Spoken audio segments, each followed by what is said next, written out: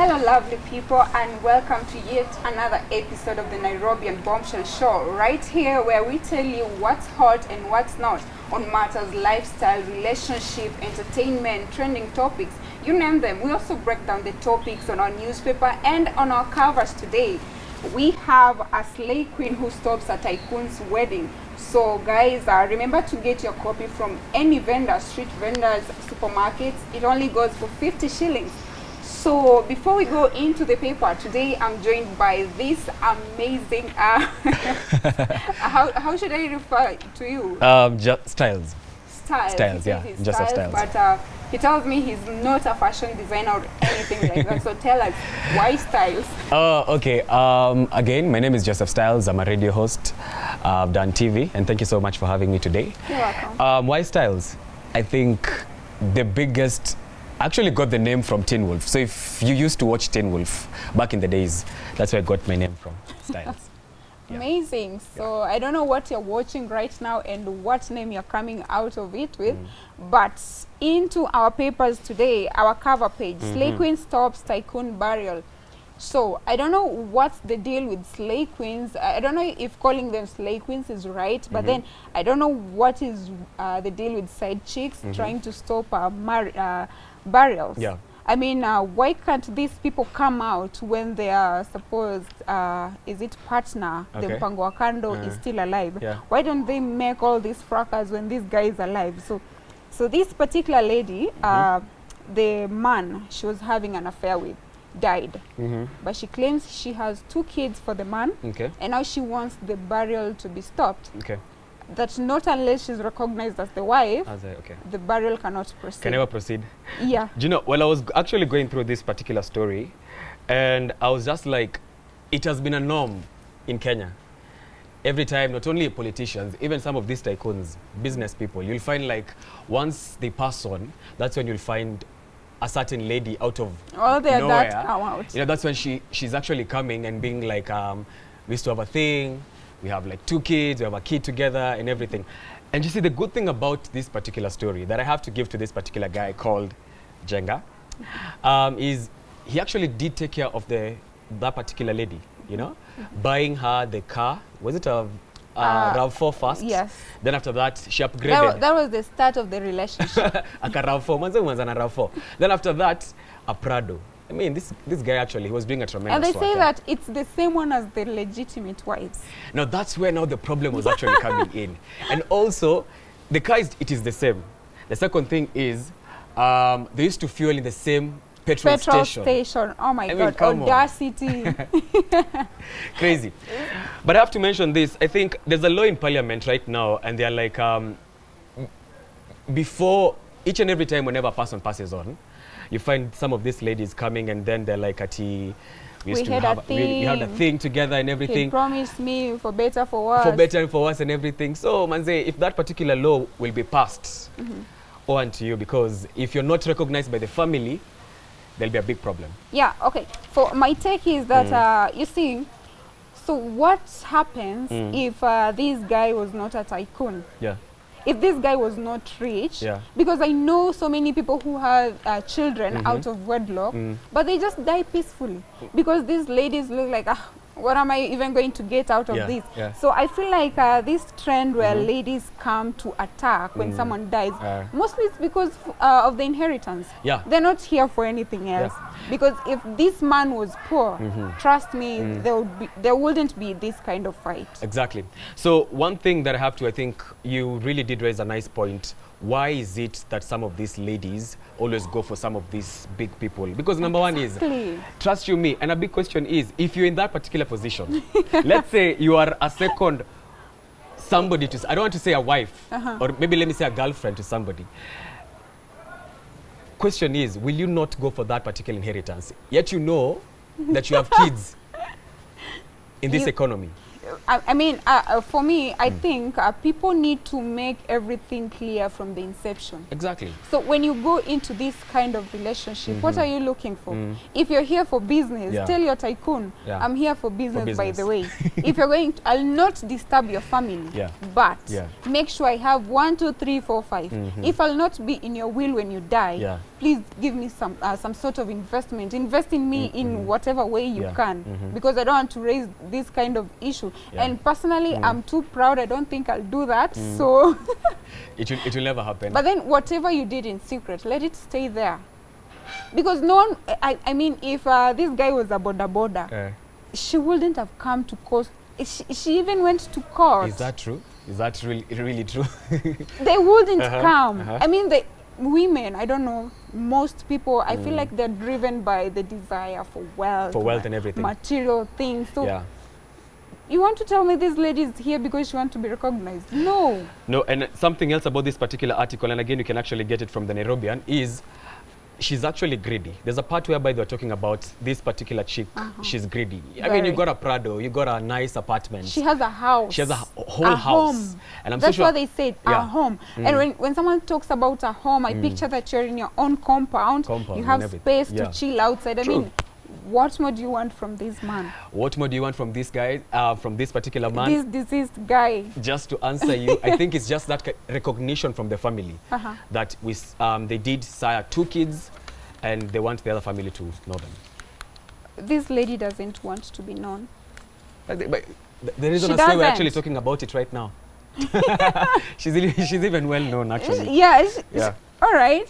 I don't know. Okay, so moving on, page 8 of the Nairobian newspaper.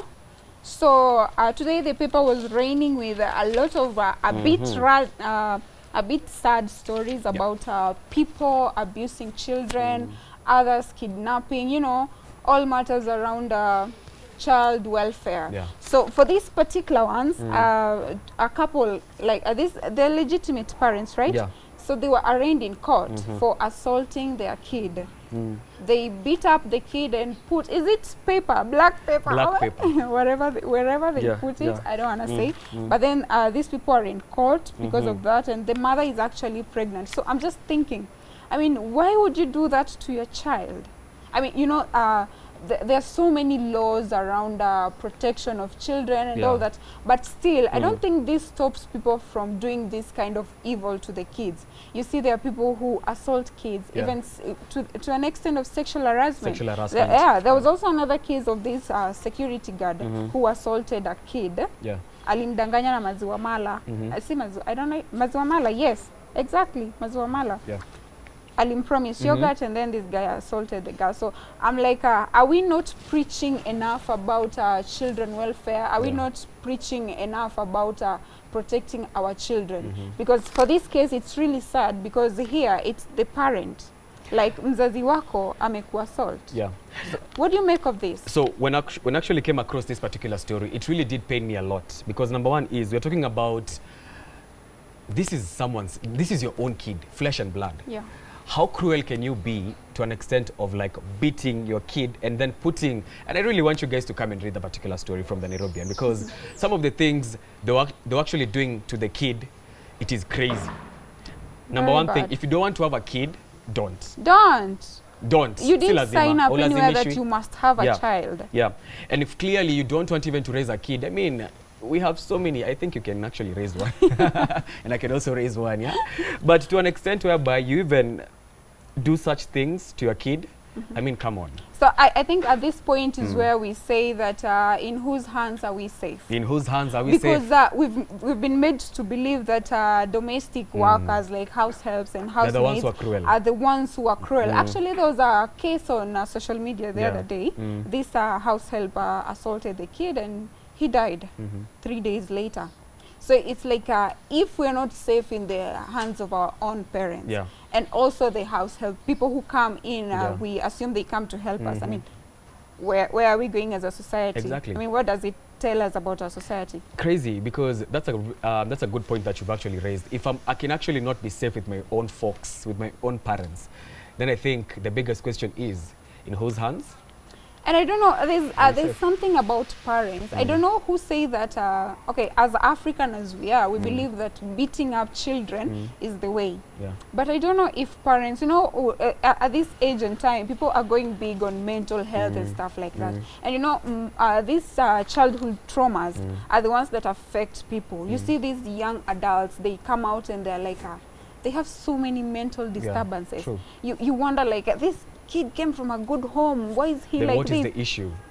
You know, when it comes to that particular thing, that's when now, if you trace it down, this kid, he or she went through some of these traumas, you know, and you find them when they grow up, they will tend to kind of like subject also some of their people to some of those things that they were actually going through. I don't know if it's sort of experimenting, like I went through this. Yeah. I think it's a terrible culture where you say like, my parents used to beat me up this much, so my child will not be spared. I mean, no, if you can sit a kid down and talk to them, I mean, beating them once in a while to the right measure doesn't hurt. Doesn't really but why hurt. would you beat your child to the point where, I mean, I don't know. And you know, actually, statistics show that 1 in every 2 young adults had been subject to assault as a child. Yeah. So that's like almost half of the population. Okay. Like they say 46%. I mean, that's a lot. So it might not just be beating. Yeah. What are they telling us? Assault comes in so many ways. In so many ways. So you think that beating my child is assaulting them, but maybe it's even the way you talk to them. Yeah. You know, there are those parents who call kids names. Yeah, exactly. You think you're it's fun. Stupid, you're what? Yeah. Uko na kichwa kama ya baba yako. But then the kid is taking that into account. I don't know if you've seen such kind of things. I've actually seen some of those things, and they normally say that you should not subject your kid to such things like insults and everything. You know, when you call your kid stupid, I mean, come on. You know, some of those words spoken, they're really powerful, very powerful. All right, so moving on, we have this lady. All right, so this one, she's a Nairobi businesswoman. She went home to her parents to apologize for her childhood mischief. I mean, is there something you did that you're bitterly painful about, and you just want to go home and tell Mom, I did this, I'm really sorry? I think for me, so many things. So many things. You know, even back in high school, you know, skiving some of those classes, and you know your parent has actually paid your school fees. Eating school fees? No, actually, I've never done that. I've never done that. A lot of teenagers do that. Okay, like you? I'm not guilty. Okay, so I think so many things. But you see, in this particular story, I was like, wait, at what point will you go and tell your folks that I did ABCD just to get... Will you actually, I feel like, you know, the more you grow, somehow, there's this guilt that comes with age. Yeah. You start realizing that what I did was wrong. But then, what most of us lack, I don't know if we lack or we just have too much pride. I mean, accepting that indeed I did this thing and I don't think it's right. It's right, yeah. Because I know for sure I have my own demons. I'm certain. All of us. I did stuff, you know, like lying is so painful, especially for a parent. And then when you grow up, you start seeing the picture in her face when you told her the lies, and she was just content. She was like, it's my daughter anyway. She said it. She said it. She can't lie to me. You know, that's the painful part where parents think kids cannot lie to them. So, I mean, this girl is like an eye-opener. This woman here, she went before her parents, knelt and said that everything that she ever did. Everything bad that she regrets. And I think it is such a really good thing when you're looking for blessings. And I think the only thing that she was actually, rather the drive to go there and tell the folks what she used to do back in the days was to actually get blessings. Now the biggest question is, will you do that going to your folks and telling them, you know, I used to steal money? I ate school fees. I ate school fees. Hey, that thing of school fees, by the way, with you. You know, you did ABCD. I think for me, I wouldn't be that honest. You know, sometimes being too honest. It's hard. I feel it's hard. Very, very hard. I feel like it's really difficult. Like, personally, you know, there are some things, and we are Africans. We have our own ways of apologizing. It's like, okay, I did this and this and that. I feel guilty for it. So, you know, you can just, we go out there, you do something, you bring something, say, hey, Mom, this is for you. But deep down, you're apologizing. So I don't know if they can see it or what. That's the problem. That's the thing with the parents, most especially mothers. You know, once you buy them something nice, all your sins are forgiven. All your sins are forgiven. So I think if you don't want to go and be brutally honest and be like, you remember back when I was in grade 6, You know, You I did remember that ABC. plate you found in the garden? You know, remember that time when you came home and you know, so I think just get them something nice if you don't want to be brutally honest. I mean, if we are honest in your heart, you like, I did wrong, and I feel like, okay, mom, this is all I can do for you now. I'm really not going to tell you that I did this and this and that, because it can be traumatic. It can be very it's traumatic. like, what? So my kid did this to me all this while. Yeah. And I don't know if it's true that if you don't know, it's not a sin. So forgive me for that. Forgive me for that. But I think this is a must-read story. People really need to reflect on themselves. I mean, would you kneel before your parents and confess all your childhood sins? Actually, they are sins. Oh my God. Yeah, some of those Now things that that you sounds did. bad. Yeah, some of those sins that you did while you were young. Yeah. The biggest question, yeah? Oh my Sure. God. All right. So 3 women deny child trafficking charges. Right. Also on our court stories. So for this one, this lady left. Okay, the lady who took up the kids' custody, she left, and she was away for about 2 years. 2 I years, think. yeah. Yeah. 2 years is such a long time. Such a very long time. You can't just leave your kid with someone for 2 years and say we were in communication. It was not the biological child, but she was trusted with the child when the mother passed on. So I'm like, do you think this is trafficking really, or the lady's just... You know, there's so many things in that particular story because it was actually going in circles. Yeah. You know, the legitimate parents, the mother passed on, so they had to take the kid to the sister to the deceased, yeah? So the sister was actually going to the burial, left the kid with the neighbor. The neighbor, to some point, she was like, "Aye, you're not coming back." How do you leave your niece and nephew for 2 years? For 2 years, you know. In the hands of a stranger. You know, maybe she thought she will come back after the burial, but she took 2 good years. Then come for the kid and go Come for back the kid, with her. you know. So after that, I think the neighbor was like, this is a very long time, you know. And life is hard. Life is very hard. Yeah, So, I don't have the means to look after the baby. The baby. Or gave out the kid to another person. So it was all in circles. And I think to some point, this is kind of like a child trafficking.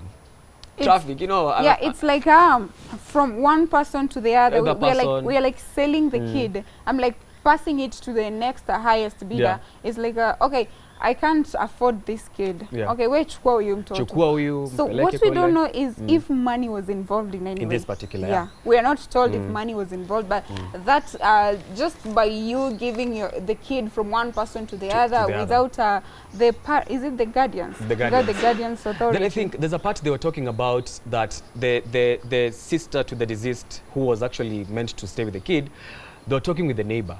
And I think to that particular time, if she wanted to now give the kid to another person, I mean, ungemwambia, you could have just told her, since you guys are in communication. I can't keep up. I can't just keep up. Yeah. It's expensive raising. Was it at 3 months old? Can you imagine? It was pretty young. Yeah. Raising very young kids is a hassle. That's what I know. Big hassle, yeah. Like, I don't have a kid. Very soon, from your lips to God's ears. All right, so right now we move on to social media, and a supermodel, Juma Nasenyana, she was in a certain interview where she was speaking about modeling. Of course, she's a modeling guru. She knows all that, and we really love her and appreciate. But then there's something she said that caught our attention. She said that models do not really know that they are models. According to what I picked from the story is that when you are a model, you cannot tell you're a model. So it's like a model cannot, you cannot, how do you put it? You cannot tell, like you cannot identify yourself as a model. As a model. People identify you. And I don't know what you think about that. When actually we were preparing our story for today and I got to know we were talking about that particular story, I think people did misquote what she was actually meaning. And I think for me, it is in a 50-50 way. And I'm so sure you're also a model. People have walked to you, or rather, and they were like, you look like a model. You look like a model, you know? And I'm so sure deep down inside you, you're like, you are meant to be a model. So I think it's a 50-50 way. Some, they've actually come, told you, some of them, you know, they were actually, while growing up, you were like, me by the way, I was meant to become a model. But if we do not filter her statements, when she says, you know, not everyone is intelligent. Yeah, not everyone is Some intelligent. people take information as you give them. They do not sort it. They do not sieve it. So when she says a model does not know she's a model, so what is she saying about all these other models that are self-aware? That are self-aware, and actually they actually bet all odds to become some of the best models. For me, what I will say from that particular what she was actually talking about is that I truly do believe in what she's talking about to some point. And while we were actually doing our brief before coming on, coming on air, I told you, if you go to Isiolo, right here in Kenya, if you go to Turkana, some of those ladies with nice collarbones, Very beautiful their structures. cheekbones and everything, they're so perfect, the color skin and everything. I mean, come on, look at her. So what I will say is that some of them, imagine they don't know. Imagine they really don't know. You know, that's a special case. Like, this is Isiolo. And actually, if you look at statistics, like very few people from that side of the country are literate. And not in a bad way, but most of them are illiterate. These people are not self-aware. But then at some point, Ajuma is speaking about girls. You see, girls coming out here and going to the auditions. And then she says that, you know, the people who come to my auditions are the next door girls, the wannabes. I mean, actually, in so my in my, I don't know how, but for me, that is wrong. That is I'm like, is Ajuma telling us that all the people she's ever scouted are not models? She says that a model is walking on the road unaware, and at this age and time, the modeling industry is fighting about issues on self-awareness, accepting yourself the way you are. So she's telling us that you're not supposed to know that you're a model. What are you telling us? And this is why I'm actually saying, in that particular statement that she made, there's two sides to it.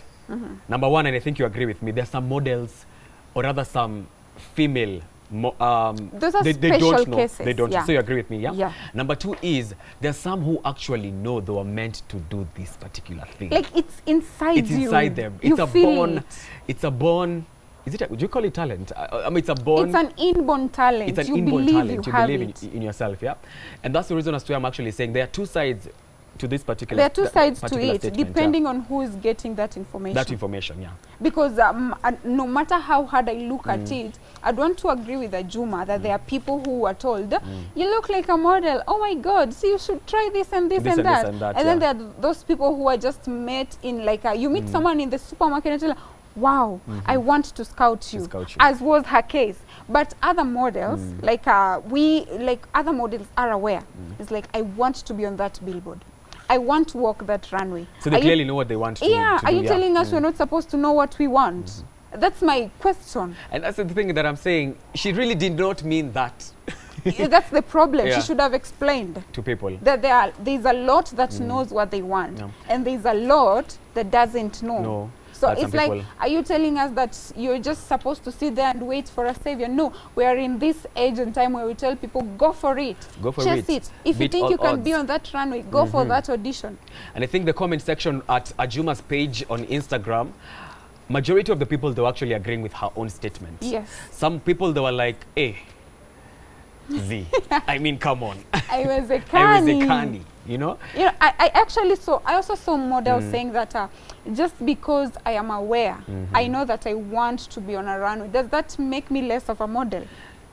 No, she actually say that a model is someone who's weird. Yeah. How do you even say that? A model is someone who understands herself. This is a brand ambassador. This is a face of a company. This is a model. I mean, you cannot go to speak to people, you're telling them that, do this and this and that, mental health, this and this and that, and you're not aware of it yourself. That you're not aware of it yourself. And I think also, you know, her own platform, it's such a very big platform. It's a great platform. It's a very big platform. We all love it. We all love it. And I think so many models who look up to Ajuma may have interpreted the whole thing in their own ways. You see the way you are so agitated in that particular Everyone has their own definition at this point, I believe. I think our viewers today, they can actually come through and let us know what what do you think? Ajuma's statement below the comment section, yeah? All right, and I really don't think if I've spoken enough, but if I were to sit down with Ajuma, yeah, I'd ask her, what exactly did you mean? Because personally, nobody walked to me and told me, you look like a model. I went to the runway and they told me, you are a great model. So take that step. Don't wait for someone to come and tell you, you look like a model. What are you telling us? So the biggest question is, so never in your entire life has anyone ever come and told you you look like a model? People say that a lot. All the time, yeah? Some even ask, are you a model? Like out of excitement, and I'm like, wow, you look like a model. Why? Because I discovered myself. I know I am a model. I'm going to package myself like a model. I mean, you're like a walking mannequin. It's like, I'm a model. I have to walk the talk. You have to walk the talk, yeah. Like I'm walking here. I want people to know I'm a model. Who knows? There could be a scout somewhere there. Or maybe somebody who will take you to the Victoria's Secret. Everyone is looking for money. Someone might want to hire me just now. Yeah. All right. So people, that's where we wrap it up today. Unless you have something to add on all this. No, I think when it comes to that particular story of the models, Ajuma, if you're tuning in, if you're watching in, I think we need to have you. Please explain to us. Please explain to us, because I feel like you have a bigger platform.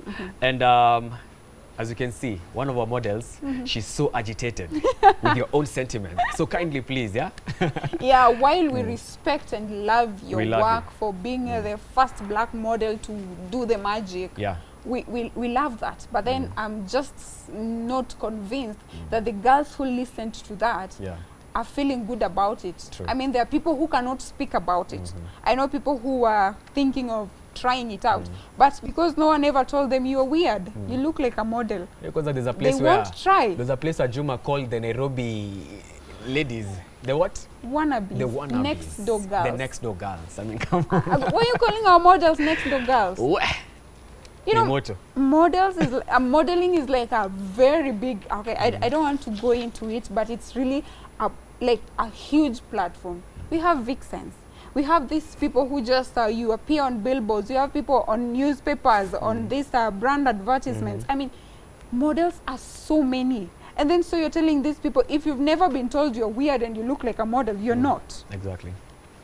So you you tell us what you think about her comments, and remember to grab your copy and watch more of our episode on the Nairobian TV on YouTube, also Nairobian Today on Facebook. Grab your copy and do let us know what you think about our topics of the day and our major topic. Does a model know who she is? Exactly. Please let us know. Until next time, I've been your host, Esther Diana.